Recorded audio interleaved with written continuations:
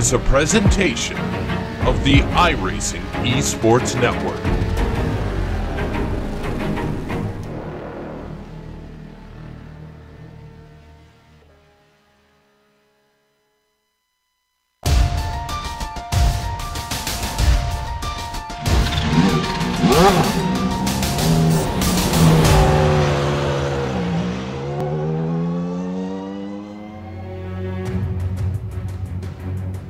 In 1967, Jim Clark and Graham Hill piloted a pair of Colin Chapman Lotus 49s to a 1-2 finish in the U.S. Grand Prix. Today, iRacing brings its fleet of virtual Lotus 49s to that very same track and invites sim racers from around the globe to summon up to channel the Clark or Hill inside each of them. From Watkins Glen, it's the rebranded Grand Prix Legends, the opening round of 12 in its 2019 winter season. And all the simulated retro racing action from Green Flag to Victory Donuts streams your way live as it happens here on the Global Sim Racing Channel via the iRacing Esports Network. Hello and welcome to another GSRC broadcast on IESN. The usual booth combo of Joe Peak and Johan Vanderbilt are on assignment, so filling in to bring you our Word's Eye view is yours truly, Bill Suits On, joined by Samuel Ryman. Turning the knobs and pushing the sliders is our director, Sean Ambrose, armed with cameras locked and loaded by Dougie Beard.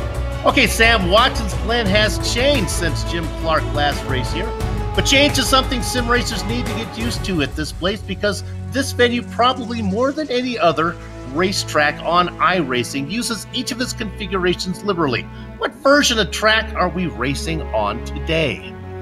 We are racing on the Cup configuration. This is the 8-turn configuration that the NASCAR Cup Series currently uses and has done for the past several years. So it's quite simple. Honestly, if you think of iRacing road courses as like being on an old arcade game, you know, where you had the easy courses, the medium ones, and the difficult ones. Normally, you would say this Watkins Glen Cup configuration would be listed under the easy category. However, of course, this is a Lotus 49, and as you're about to see in the GSRC lap guide, even a track such as Watkins Glen can be quite tricky.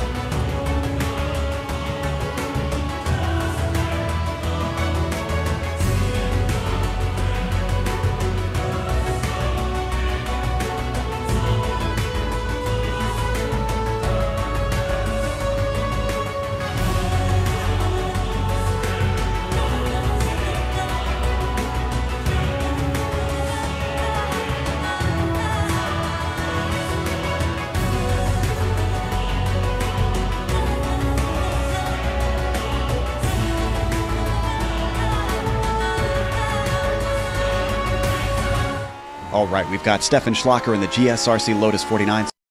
So let's do a lap around Watkins Glen. Down into the 90, it's going to be very easy to get greedy and overcook this one under braking. However, it's a lot wiser to set yourself up with a clean, confident exit that allows you to find the power quickly. But as you hit the S's, you'll quickly find this is not like a modern car where you can just keep your foot planted all the way through. Instead, these sweeping uphill bends need to be used to set yourself up for the final right-hander so that you can take it flat out.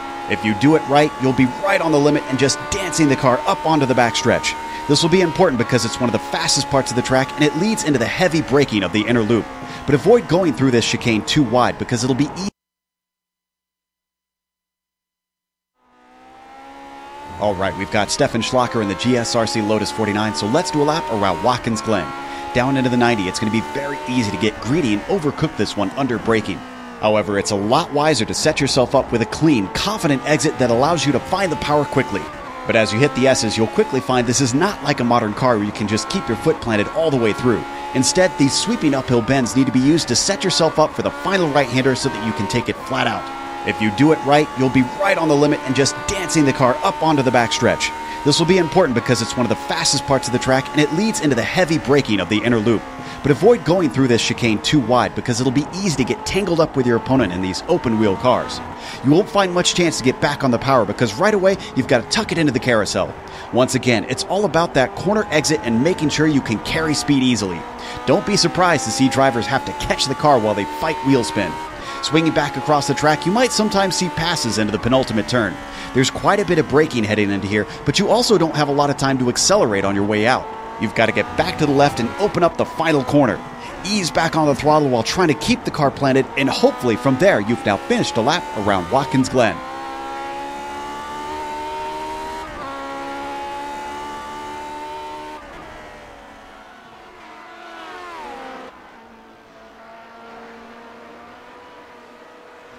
Joe Peak may not be physically with us, but we get the privilege of having him take us around a recorded lap here at the Glen. Now, the Grand Prix Legends is a rebranded version of the Lotus 49 World Cup. This being the debut event for this season, there are no point standings to show you, but we can take this opportunity to review the final results from last season in the Lotus 49 World Cup. You see them there. Ove Trengarade was your champion as he outdistanced the Frenchman Michel Dugnan by 22 points. The Italian Nicolai Cocci did a good job in third. Now pay attention to those two UK drivers down there, Mick Claridge and Dave Price. They go fourth and fifth. What that means, though, when we look at the, we'll come to that in a second. Let's look at the F2 Driver Championship. And there you see that Brunning won that one. Marcellus doing a great job. He was some 11 points ahead of David Rossi. You can see the rest of the drivers in there, including Hideki Koyevista, who is notoriously finishes well in this category. Let's go down to what is called the Constructors' Cup. It's going to be changed to the Nations' Cup this season. And we talked about those two UK drivers. You got Claridge, you see there, contributed 220 points, Price 163 points, as the United Kingdom was able to outdistance Norway, who just had Trengarade chipping in, and France. France had 3 drivers chipping in, most of the heavy lifting done by Dudignan. How about the United States? Count them up. 1, 2, 3, 4, 5, 6 different drivers contributed. Only the highest driver each race scores for your nation. And they finished in 4th. Italy down there with Cocci, the only driver, in 5th. All right, Sam, let's go ahead and look at the race details. Yeah, new season, but not a whole lot of new surprises here as far as the rules are concerned. Why not? You know, everything's been running well in the past seasons. There will only be 2 drop weeks counted for during this 12-week championship. Today's race is going to be 28 laps long. That's going to go by in a hurry here, honestly, though, at this Watkins Glen Cup course. Open setup. You want to be comfortable in this car, so I think the drivers are very grateful for that. You know, get to play around with the car. They're still going to be out there on edge, though, just as dancy as the Lotus 49 is. And points going to pay all the way down to 25th place. Unfortunately, that means some drivers are going to come away without any points in the tally, as we have more than 25 cars here today. Yeah, they spread the points out from 20 to 25 this season because of they cut the split, so I expect our field sizes to be a little bit larger than they had been in the past. Today we have another large field with a field of about, 28 drivers, I think is what we had when we entered in here. 27 have put in qualifying times already, with the Frenchman Michel Dugnan at the top of the chart. Mick Claridge right behind him. Dave Price, Ove Trengarade, and Marco Kika is racing with us today down there in 5th. We're looking at Scott Velez right now.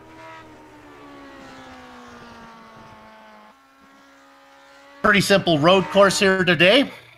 It does have the bus stop, though, which should make it interesting.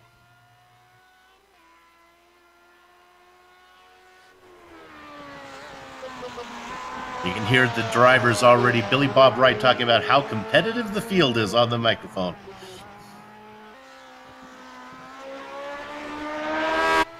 It's always nice at the start of the season, Bill. You know, new season, everyone's point slates are cleared. You're right behind whoever the eventual champion is going to be. So everyone wants to show up, you know, get off to a good start to this championship. And hopefully we'll see a lot of these big names stick around all the way to round 12. Absolutely. They do allow drop races, and those come into play. We'll talk a little bit more about that as the season gets underway. There are some tracks where qualifying doesn't matter much, some tracks where it really does. You want to be out in front here.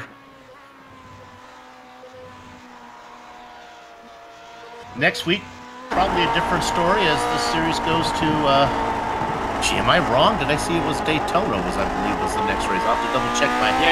But the Daytona Roval, I think they had enough of the Super Speedway race last season. Yes, they did. we're going to the NASCAR configuration of a Watkins Glen course, but at least it's not the NASCAR configuration of Talladega or Daytona, right? Absolutely. And qualifying is just about done. And I think probably let's go to the grid. Michael Dugnion and Mark Claridge on the front row. Dave Price, Ove Trengere, row 2. Marco Kika and Rob Olenek behind them. Billy Bob Wright and Matt Wright. They're not related, 7th and 8th. Justin Albright and Paul Foster in 9th and 10th. Yeah, skipping over the page number 2, here we see Gary Teal out qualifying Daniel Sancho. On row number 7, we have Richard Morin ahead of Scott Velez. David Rossi will be starting from 15th ahead of George Heaper. Alance Farrier will be starting from 17th place ahead of Daniel Blackmon. And then rounding out the top 20, we have Alex Cameron and Andrew Ng. Talmud Admiral in the blackjack position. Double hook spot goes to Michael Wren. Hideki Koyevisto in 23rd, followed by Philip Okwak. Jean-Francois Bocas, the French driver, in 25th. And then Anthony Obrata back there in 26th position. Gary Anderson and Robert Reynolds rounding out your 28-car field. 27 drivers put in qualifying times. Reynolds did not. He'll be starting at the very back. It's a beautiful day to go racing. We'll bring the weather up a little bit when we have a chance, but it should be pretty pleasant out there. Nothing really to worry about. You can hear those Lotus 49 engines beginning to harmonize as they sit in line under this New York sun. Let's get season 2019, the winter season, underway. Gather up the chicken steak coming behind the cows. The horses aren't out of the barn. It is Dugnion out in front. Claridge right behind him. Price trying to defend the position off from Ove Trengere. They get that sorted out. A battle for 5th with Marco Kika on the inside, side by side with Olenek. Race on the foil now. Yeah, looks like they'll got through turn 1 cleanly there, which is always difficult to do here at Watkins Glen. No matter what car you're in now, they work their way up. The S's do have to lift here a little bit in these cars. They don't behave too well. But now we're coming up to the inner loop. No car behaves well here. A few drivers in the back had trouble. Michael Wren is one of them, but he continues to race, but I think the car might be damaged. Up front, they worked through the bus stop the very first time, now through the carousel. The French driver, Dugnion, still out in front, being chased by Claridge.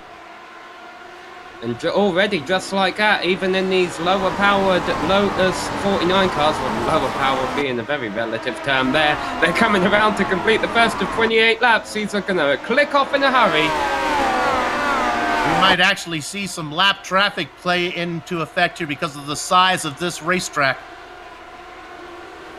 They come across in single file, and boy, they are nicely spaced all the way back. Everybody about 4 car lengths apart.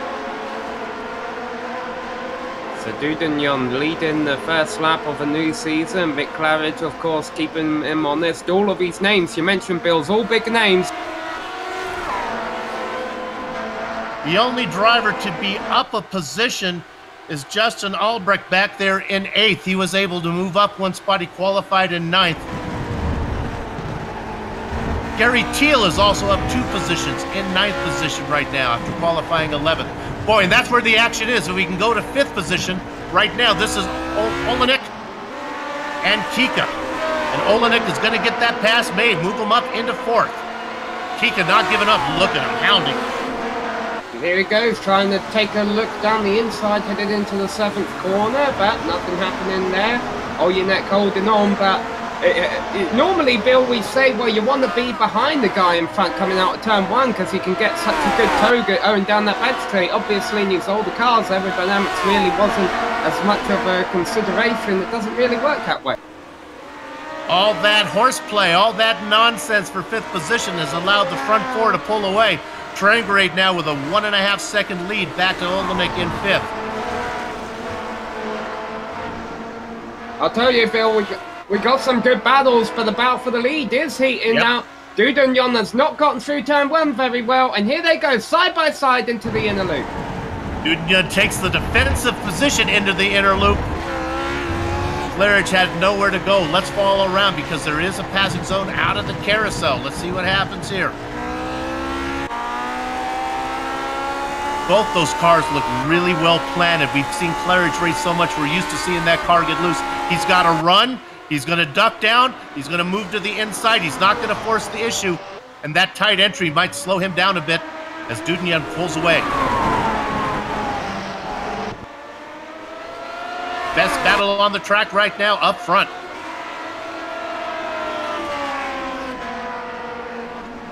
We're in lap 3 of 28 in the books. Dudnian, this is where he didn't get a good run out of turn 1 last lap, but obviously allowed Claridge to catch right up. He does better this time around, holding a few car lengths lead, so it looks like that position will remain unchanged. But a lot of good battles throughout the field. Bill still have this pack of cars all fighting for 5th, all the way back to about, I'd say, 12th or 13th place that pack goes back to. Yep, 25 cars still on the lead lap. 3 drivers are out: Jordy Pugh, Alan Carfiera, and Richard Morea. 25 still racing. Now we're looking at the gap. As you can see right there, that's the big split. 13th position, as it is David Rossi, about almost 3 seconds behind Paul Foster, racing in 12th. Let me correct myself. Daniel Santro in 12th. Now we'll look at 6th position. This is Marco Kika, Billy Bob Wright, and Justin Albrecht.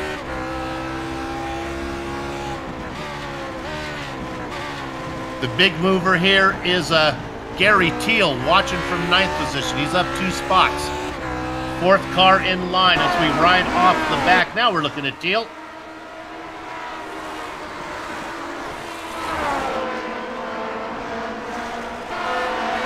Very clean racing so far.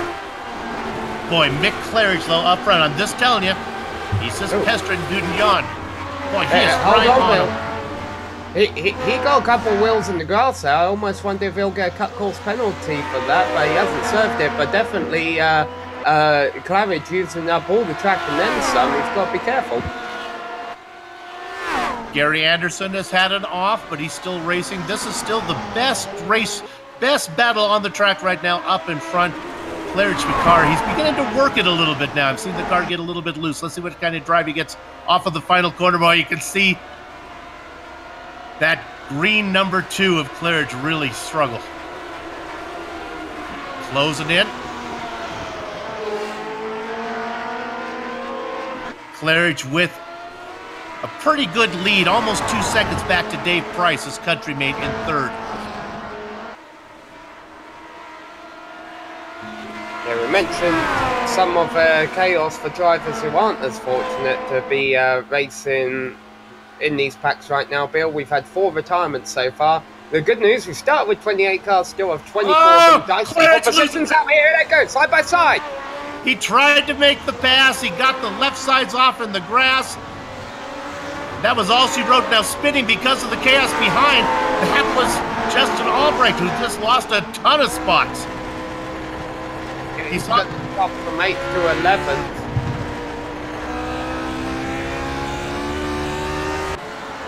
We saw that one live. Claridge made the stab, lost the car, and had to cycle back down into 8th position behind Gary Teal.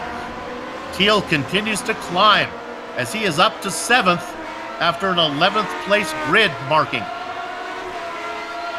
That's good news and bad news for Claridge here, isn't it? The good news is he's got a lot of positions in front of him he can make up. The bad news is they're already all racing as a pack, and it's going to be a little bit hazardous trying to get through.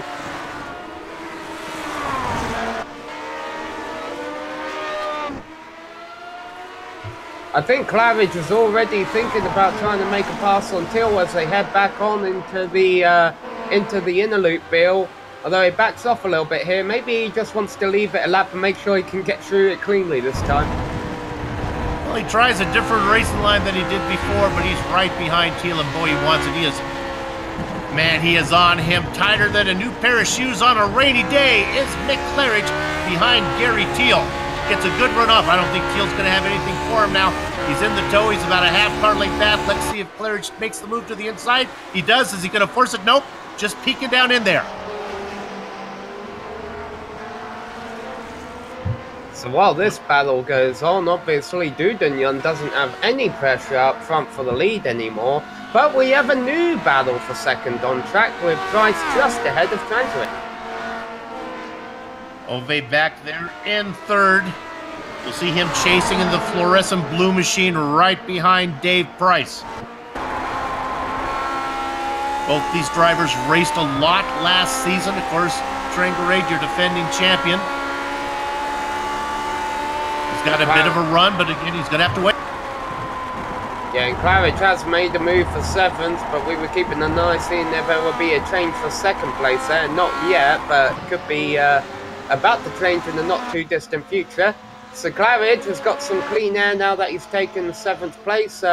Bill Wright will be his next victim if he can catch him. Billy Bob about a second and a half ahead. We continue to look at that race there for second. I know these drivers, these guys are not going to force it. Tranquility will rate boy, but he is right on him. But that doesn't mean he's going to make a move. Tranquility is very, very patient.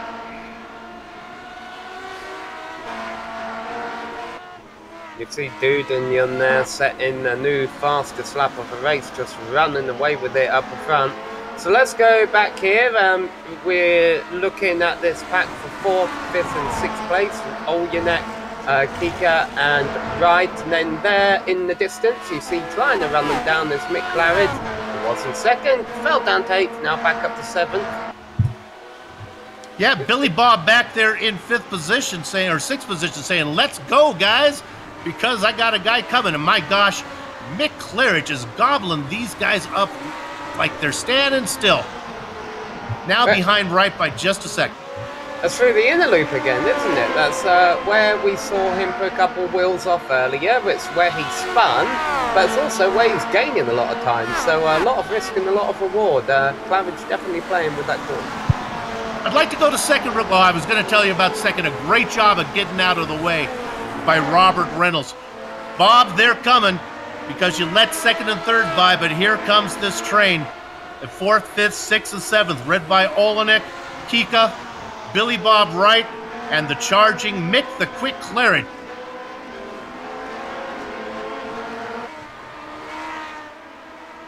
We're looking there at Price and Tranquility again.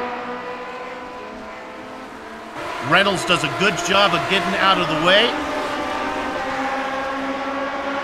Those 4 guys go by, and now we look up top, and there you can see all 4. You get a good impression of the interval.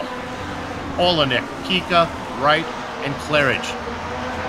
And you're right, Sam. Claridge is incredibly fast through the inner loop.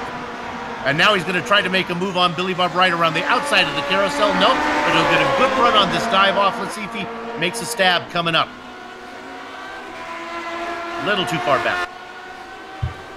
If Claridge wasn't watching the rear of Wright's car, he'd be watching his lap counter because we're already coming around to complete lap 10, halfway in not too distant future. And I know Claridge would love to get back up to 2nd where he was earlier. I doubt that will happen though.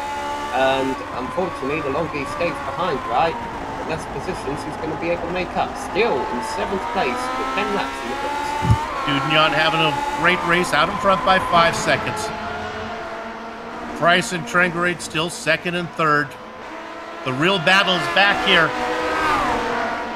And Claridge has got the pass on Billy Bob. Move him up to 6th. Well, this is what Claridge wants, isn't it? Clean racetrack as he heads into the inner loop. Let's watch him minimize the gap here. Once again, he actually got through the entry well there, but I think he overshot it. Yeah, look, Wright gets right back onto him excellently in the loop, and in fact might think about retaking 6th place. Billy Bob, a very smart driver, but if he sees an opportunity, he will take it. But right now, Claridge gets his wits about him and starts to drive away. Yes, I think Claridge was thinking the same thing I was there. He saw the empty track and 4th position. Olenek just got turned by Kika. Kika's going to lose momentum and sacrifice the position to Claridge as he goes by, as does Wright. We're going to take another look. Well, that's going to make life a lot easier for Claridge. He's back up to 4th now. There you see Kika in the white car. And Olenek, he just gets into his gearbox and he comes up. Great job of keeping the car off the wall by Rob.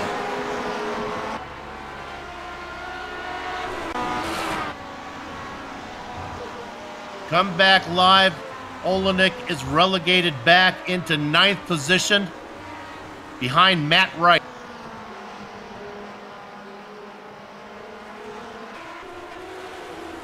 I'd like to go to 12th real quick if we could. This is Alex Cameron. He's a nice hard charger, up 7 positions, but he's having a hard time as this is Scott Velez right behind him.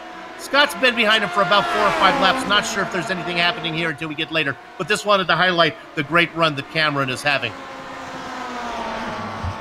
Yeah, I mean, we got great battles all throughout the field, Bill. We've been paying a lot of attention to the leaders, rightfully so, because they've been having some good scraps themselves. But even as far back as 20th place, we've got a couple of drivers scrapping it out there.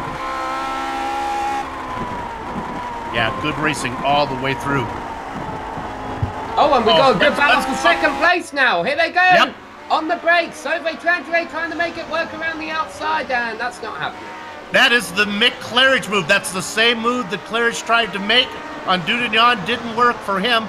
Didn't work for Trengray, but Race Trengray is still racing in the same position.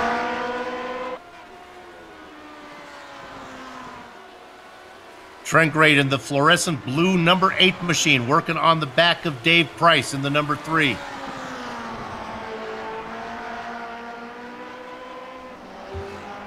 Definitely in the tap mode right now. He certainly is. So come around to complete lap number 13 and 14. We'll be halfway by time. Right. We have here, Bill. Matt Wright, that had worked his way all the way up to 8th position, was in a pack of cars with Kika and Teal, just lost it right in front of Rob Olenek.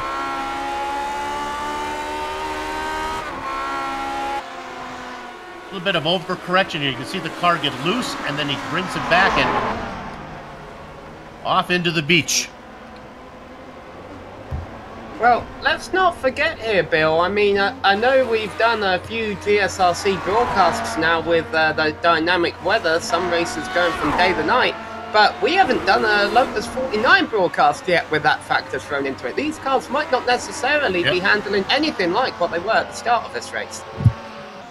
Kika in 6th, Gary Teal right behind him.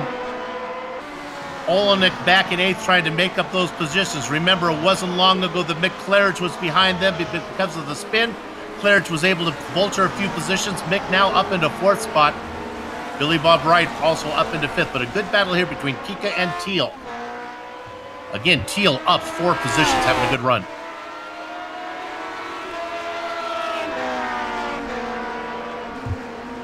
We're going back up to Dudignon here, who's absolutely dominating this race. Has got an 8-second lead over David Price.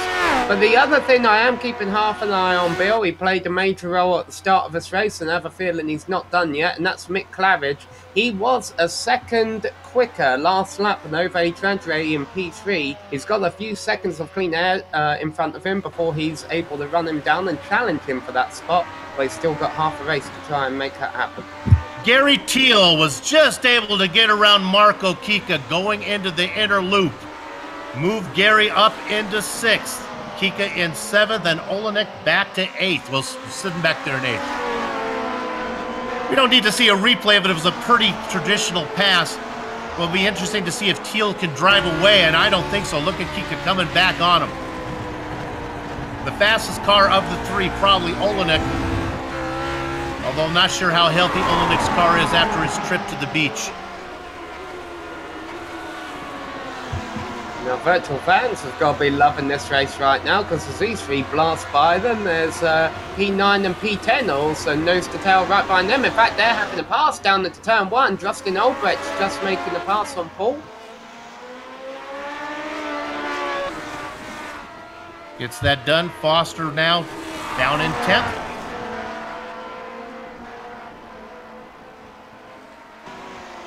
Give a chance to go back a little bit, look back in 14th position. This is a good one. Daniel Sadro being chased by David Rossi. Battle for 14th. Sadro in the white car. I believe I was in Spec Racer Ford race yesterday with Daniel Sadro. You probably would be. Yeah. That's his weapon of choice for the most part. We've seen Daniel race a lot in that car. See, here's the thing. I say I think I was in the same race because normally if we are in the same race, it's about half a lap ahead of me, and I'm not actually sure. Yeah.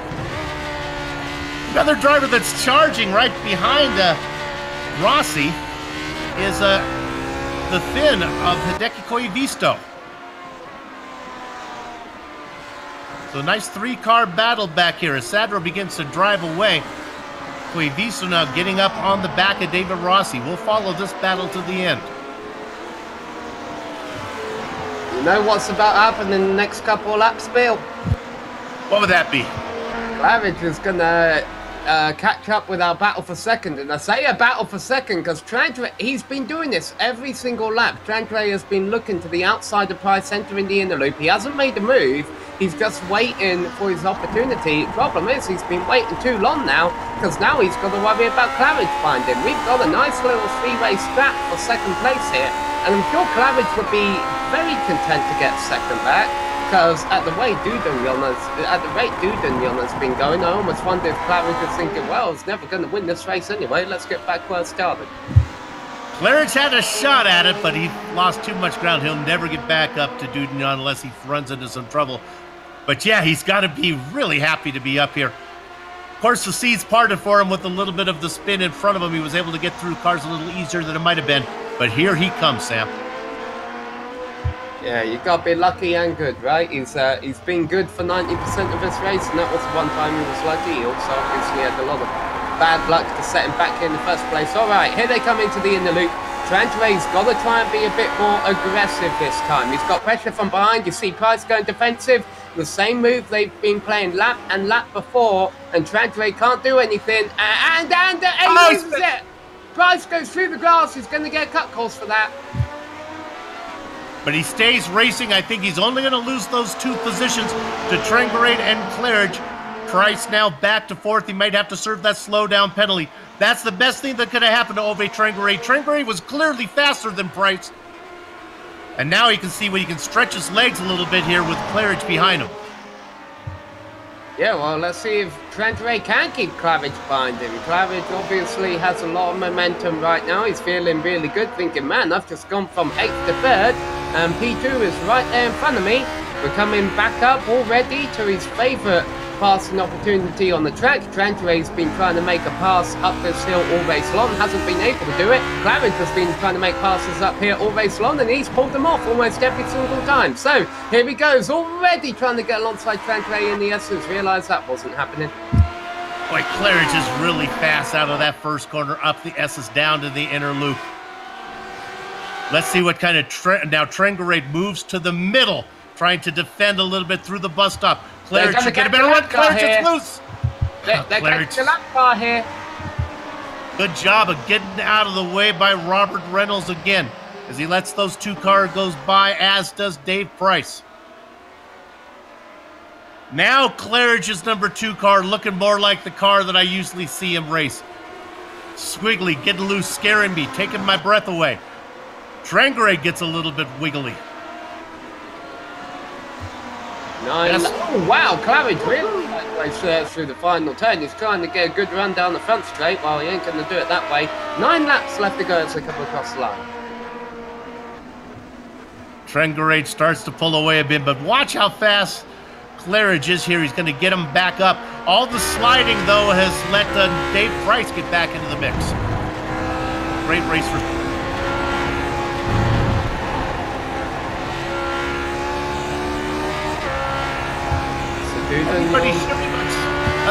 Sam, we can go ahead and stay on the race for a second because everyone pretty much sorted out throughout the field. Yeah, we got one car upside down, so that's not good. Jean-Francois Bocas. Yeah. Just put it in the wall. He just towed it to the pits. That is going to take us down to 20 cars left on the lead lap. And kudos for 20 cars left on the lead lap, by the way, as we enter the closing stages. We started with 28. Still, most of them out there have been incident-free. Bocas got loose into the bus stop and then got collected, and that was the end of his day.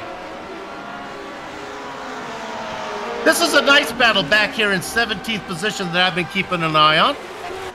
Daniel Blackman ahead of Philip Olquat.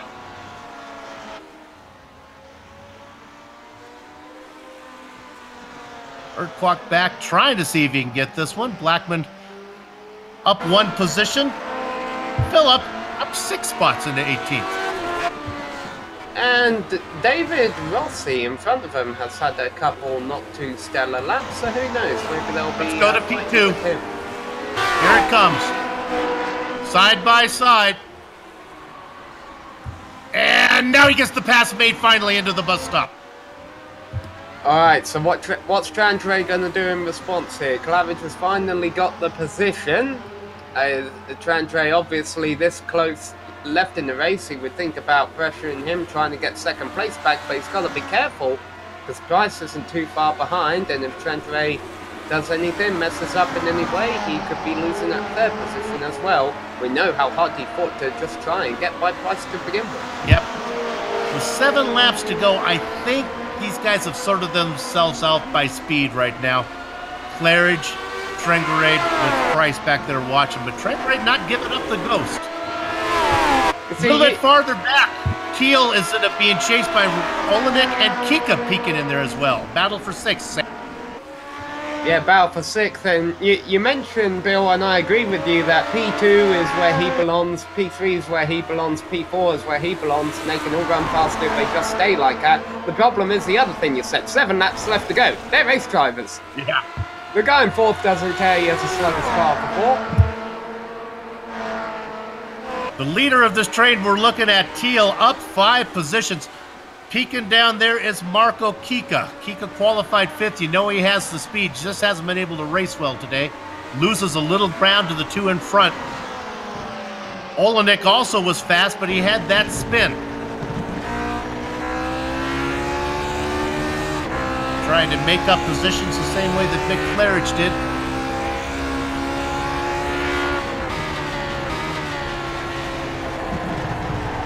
Six laps to go. Nubian comes across the line with about a 13-second lead over Mick Claridge. Dudignon, really one of the very few cars in the top 10 who has his position locked in, as Teal and Olyanek were just side by side going through turn 1. Teal comes out on top of that. Another driver who we haven't mentioned a lot because he hasn't been in a lot of battles the second half, Billy Bob Wright. Looks like he's got a pretty solid 5th place going on right now. But there's a battle in front of him and a battle behind him, and that's where we're going to keep the cameras focused for these final few laps. Yep. There's Billy Bob Wright. One of the best battles now is that battle for 6th. Rob Olenek has taken a couple shots at Teal. Gary's been able to fend him off. Marco Kika watching back there in the popcorn position.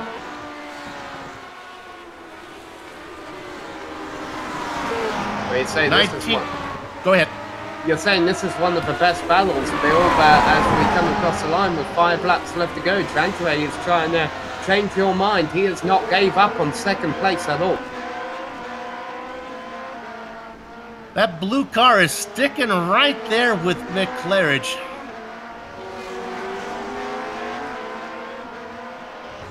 Now remember, Trandre's won the race coming out of a final turn in 8th place before, so we should expect him to not give up too much. Right on board with Claridge now, looking back at the Norwegian driver. Go ahead, Zach. Yeah, granted that was Talladega, but still. Yeah.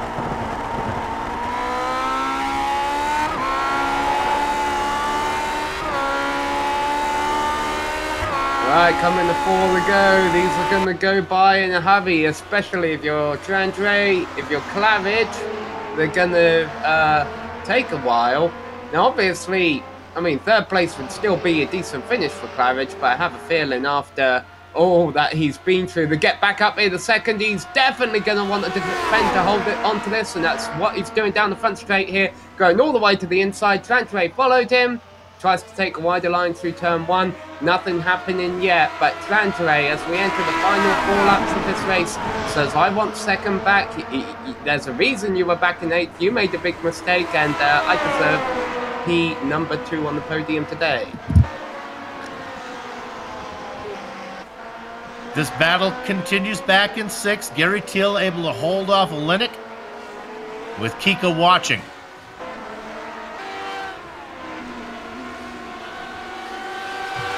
Lap car, they're going by there, just letting them all rush on by down the back straight. I'm sure the drivers will appreciate that. You never really thank the drivers this late into a race, so you've got too much other things to worry about. It's Alencar Ferreira there getting out of the way.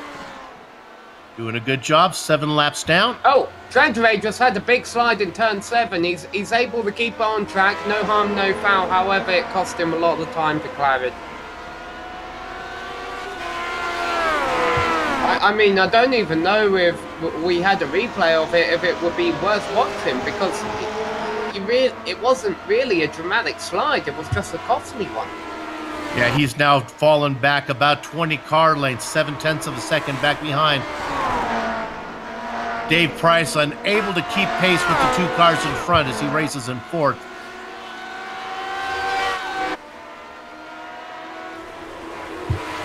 This battle continues. Yep. Yeah, same thought here, Bill. These two haven't been able to get away Here he from goes. each other. It's long, and now they got lap traffic to fight. Sorry, that wasn't lap traffic. That was Gary Teal. It looked like lap traffic. I think he might have missed the shift. Ooh, and that was a big slide by Kika. Nice save. Teal, for some reason, Teal just kind of was slow on the track. It was not a slowdown penalty. He loses those spots. Yeah, I was watching 2 cars at the back of that pack, and I saw them flying by another car. I'm like, oh, that's got to be a guy. All right, so Olenek now has that spot in the 6th. I expect him to pull away. That's what I said about Claridge on Trengray. That didn't happen either. Teal in 7th.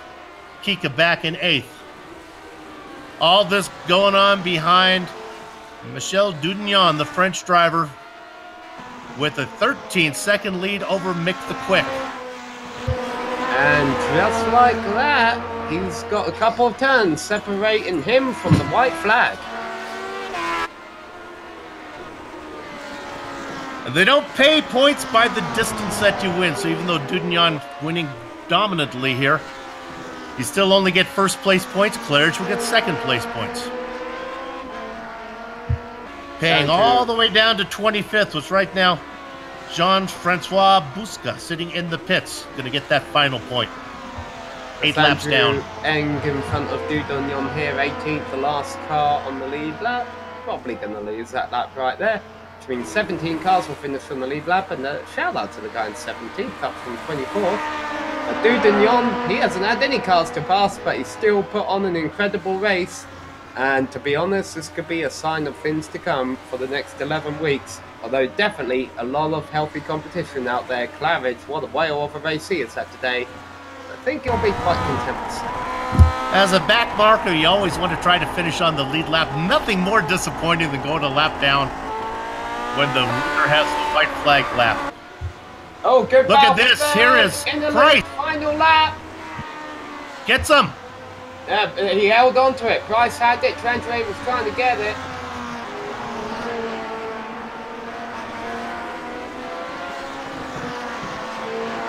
We go back up front now to Michel Dudignon as he's going to get 1st position. Claridge is going to take 2nd. Let's jump back to 3rd, though. Dudignon gets the win. Yeah, 2 turns to go. Price holds off in turn number 7 there. Trandre's got to depend on getting a good exit out the last turn. He gets a wide... Not enough. Gonna run out of time. Price made that pass the last time around, going into 1. He's going to be able to hold on to that position. Let's go back to 6th position. Tight battle. Teal holds off Kika. Yeah, but they both got by Olenek on the last lap. Olenek must have had some problem. You are correct. I didn't catch that one. Rob was being chased, and he got the car off on the grass coming out of the carousel. This will be fun. This is a good camera angle right here. Watch out of the carousel. He gets wide, the car gets on the grass.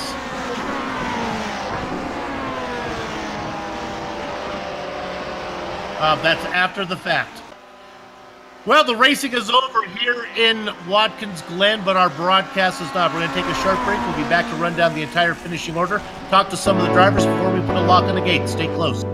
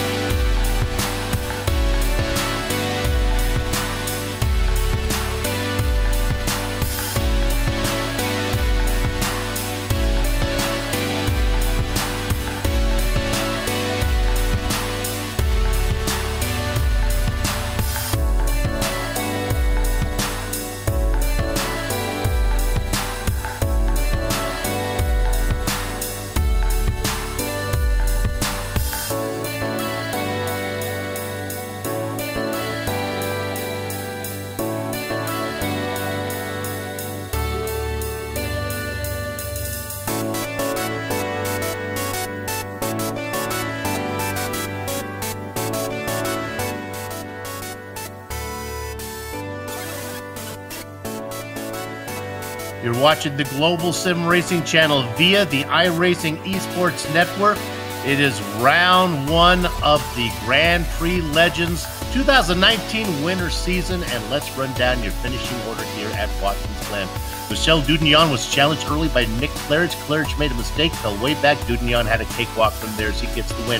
Claridge was able to fight his way all the way back to second. A great battle between Dave Price and Aubrey Trengray on the last two laps. Price gets the better of the Norwegian driver. He takes third. Trengray relegated back to fourth where he qualified. Billy Bob Wright up 2 spots into fifth. On the back half of your top 10, we talked about Gary Teal, a hard charger, 5 positions up into sixth. Marco Kita, 7th behind them. Rob Olenek, who had a spin on the last lap and sacrificed 6th position as he falls back into 8th. Justin Albright rounds out in 9th position, and now rounding out your top 10, a very quiet run from Paul Foster. Matt Wright is going to be in 11th, followed by Scott Valles and Alex Cameron. We talked about Cameron's great run, up 6 spots into the Baker's Dozen position. Daniel Sadro, best Hideki Koivisto in 15th, the Finn driver, just ahead of David Rossi in the Sweet 16th position. Philip Ulquat in the 17th spot ahead of Andrew Ng and Anthony Obrata. In 20th position, it was Daniel Blackman. We watched that battle. He ended up besting Robert Reynolds, who was 3 laps down in the blackjack position. Gary Anderson, Timo Almiral, Alan Carr, Briera had a 24th spot. Last car in the paying position. He's going to be 9 laps down, and he finishes the race in pit lane. Jean-Francois Bosca, the French driver.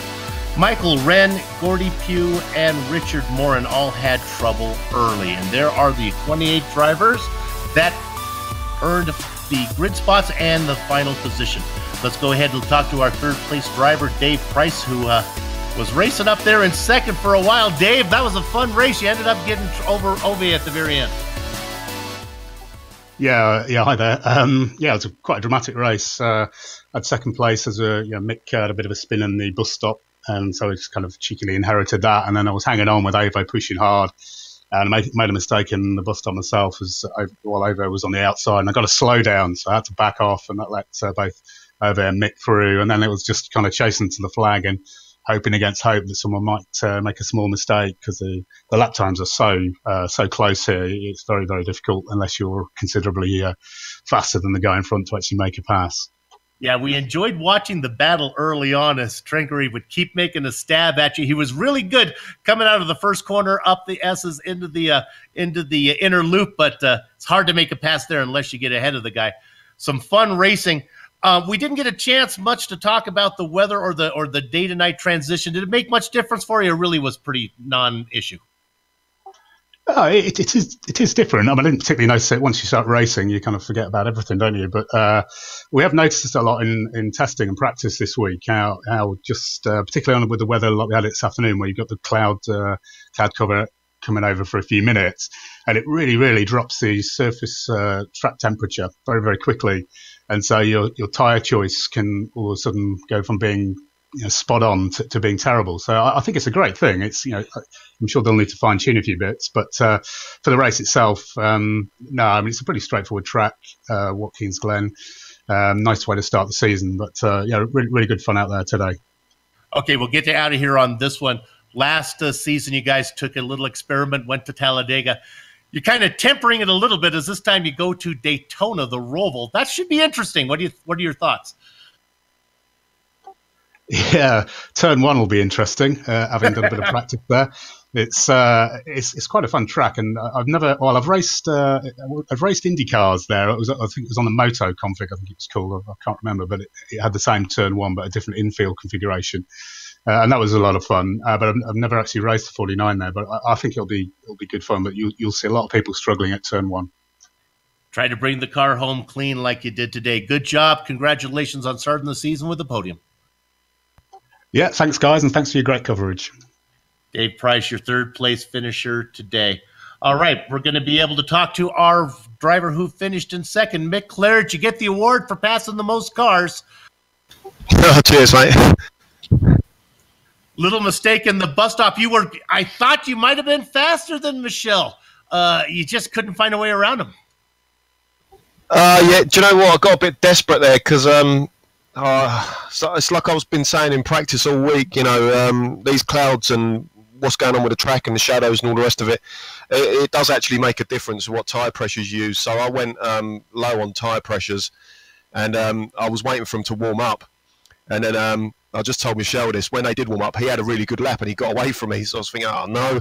And so then I really had to push, and I caught him, and I just got a bit desperate there. I thought it was going to be one of them races where you just stuck behind, and you can't do anything about it. But yeah, it was a stupid move that was. It's annoying, that was. Well, whether you finish 0.3 of a second behind Michelle or 13 seconds behind him, you still get the same points. So second place points. Let's talk about Daytona coming up. Any thoughts about the Roval? Oh, that's going to be really interesting because there's no grip there whatsoever. Simon Shaw put a host up just before the season started this season. We all went there, and I couldn't believe it. It just felt like it was on ice. So it's going to be really, really interesting to see how guys get off these slow corners. The cars are going to be all over the place. Got it. Well, good luck to you. It'll be fun to see what happens in Florida. Good luck the rest of the way. Cheers, Bill. Mick Claridge, our second place finisher today. Sam, who you got? We have got probably a driver who had definitely one of the more entertaining races out there today. Gary, congrats on 6th place. Oh, thanks. Can you hear me all right? Yeah, we got you. Were you in a battle every single lap? Was there a single lap that went by where you weren't racing some? I don't think so, but I guess that's the point for iRacing. It's a lot of times, or it used to be before we had these big, strong fields, you'd get behind Mick and the guys in front, and it'd be more or less a 28-lap time trial. But, yeah, it was very entertaining and good, clean racing from everybody. Yeah, so when it was all said and done, obviously you were entertained, we were entertained watching you race. How satisfied are you with a 6th place finish? Is that what you were after? Not really, but I'm pretty average on the qualification. I qualified 11th. And I just can't seem to get the qualifying right. But I do okay on the races. I usually, maybe I'm a little overcautious, and that's why I don't qualify well. But I do, that works well in the races. And it was a good race. I think I raced the same guys that we ended that race at Nuremberg with, Mika and Rob, was it? Yeah, Rob. But yeah, I dropped a gear on that. I think it was the second to last lap, and they both went past me. I got a little tense on the downshift and then pulled the downshift on it. That's why they went by me. All right, well, you say you got to work a bit on qualifying. That's obviously important at tracks where it's hard to pass. No such problems next week at the Daytona Oval. Lots of overtaking opportunities there, so we wish you the best of luck there. All right, thanks very much. All right, that was Gary Till, our 6th place finisher here today. Up 5 spots from where he started, Bill, but wanted a little bit more. Great run from Gary. GSRC would like to thank everyone in the Lotus 49 community for supporting this broadcast, and especially to the Wright brothers, no, not Orville and Wilbur, but rather Billy, Bob, and Matt for the extra effort they put in. Truth be told, the Grand Prix legend Wrights are not actually related, but the Orville Wilbur thing was too much fun to ignore. On screen now are just some of the equipment and software we use to stream cyberspace in your place. The original music that lets your ears alert your eyes that you're watching a GSRC production come courtesy of Eric Eklum and June DeLon. See the screen to have to contact each of them. Grand Prix Legends returns for round 2 next week. We talked about it. Is at the Roval at Daytona. GSRC's voice of this series, Joe Peak, will be back to call the action via IESN. We hope you join us. The next IESN production will be the Batteries Not Included series from Mosport, and that's going to be starting not long from now at 7 p.m. Eastern Time. So stay with us and watch another one. I'm sorry, I apologize. It's 10 o'clock Eastern Time. 7 o'clock is already gone by now.